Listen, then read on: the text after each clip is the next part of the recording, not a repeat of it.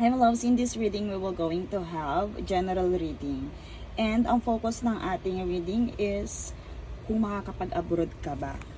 Okay, so bago tayo mag-start, I would like to invite you to follow our other social media platforms.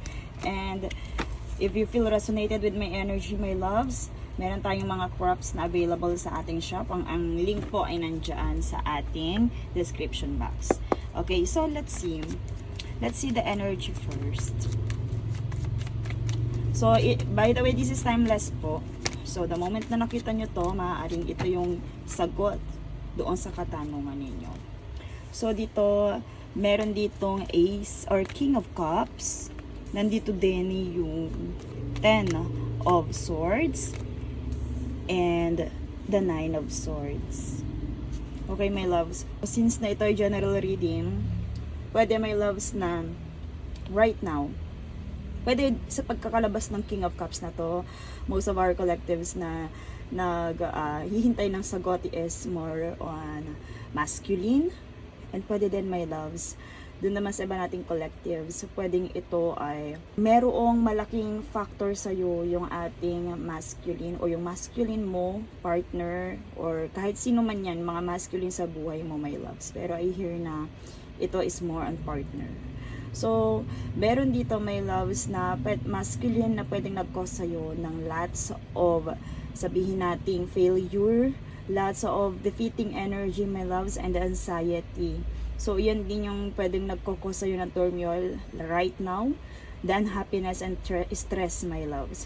So, ano kinalaman yan sa pag-abroad mo my loves? Related to someone na parang nagiging hadlang sa pangarap mo na mag-abroad. Pwede din my loves na sila din yung nagiging hadlang kung bakit hindi ka matuloy-tuloy sa abroad. So, my loves nandito, bitterness.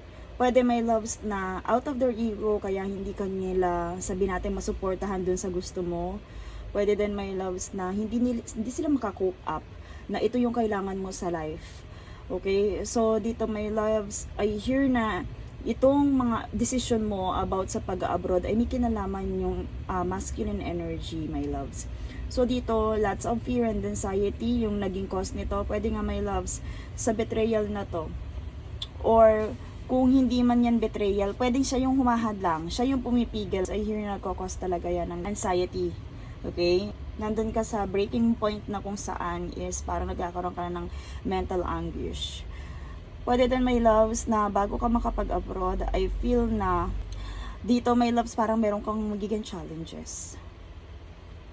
So, ang question natin dito is kung makakapag-abroad ka ba ngayong taon.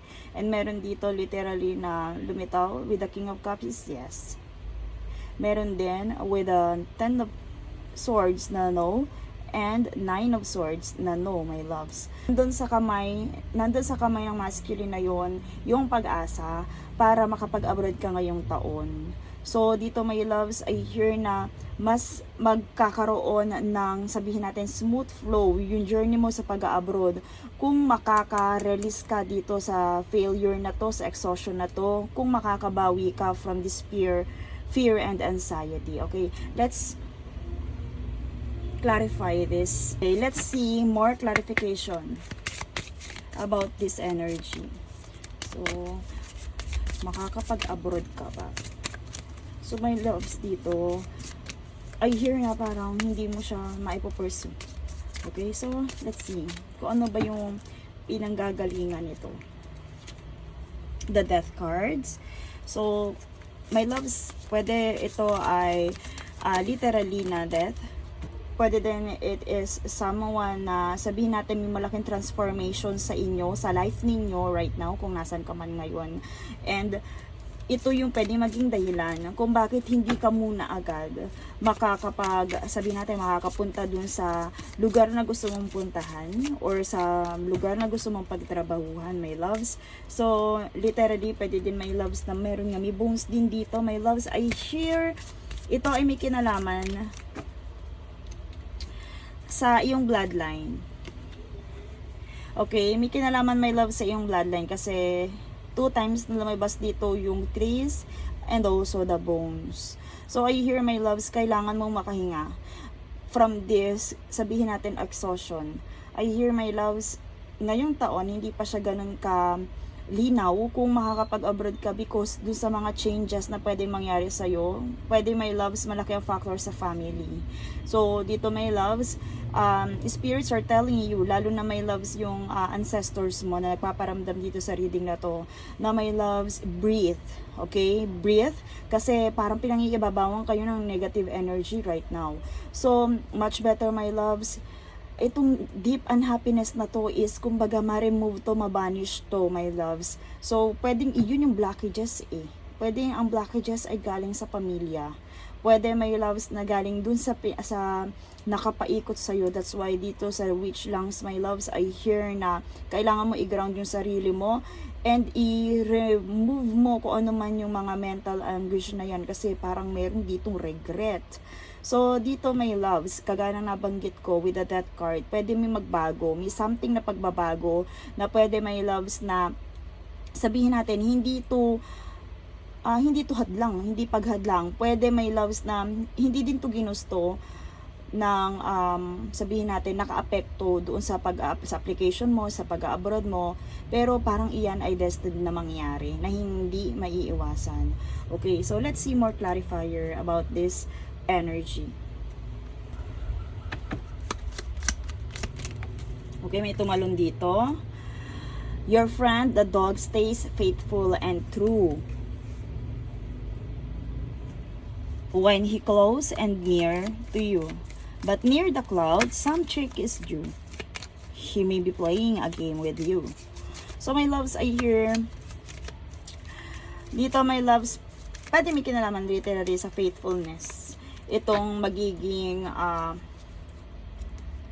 ma-encounter na tong masculine sa buhay mo, the old hoot calls of worry and woe, but they will not create any echo. So, a pleasant journey leaps into view when these birds are far.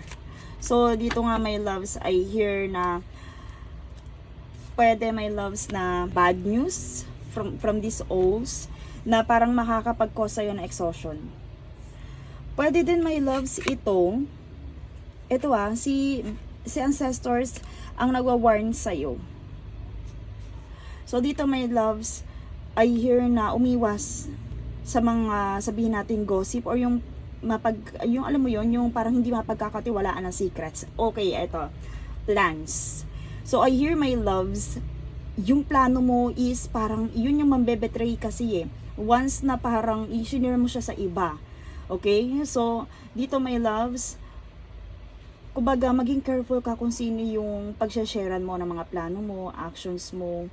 Kasi my loves, pwede yun yung mag-betray sa'yo. So, meron din key dito, if you have the chance to have this key at your side, right from the start, your life shall flow according to the desires of your heart. My loves, so dito my loves, kahit na sabihin na hindi ka matuloy ngayong taon, I hear na meron talaga, possible din naman na maisagawa mo yun.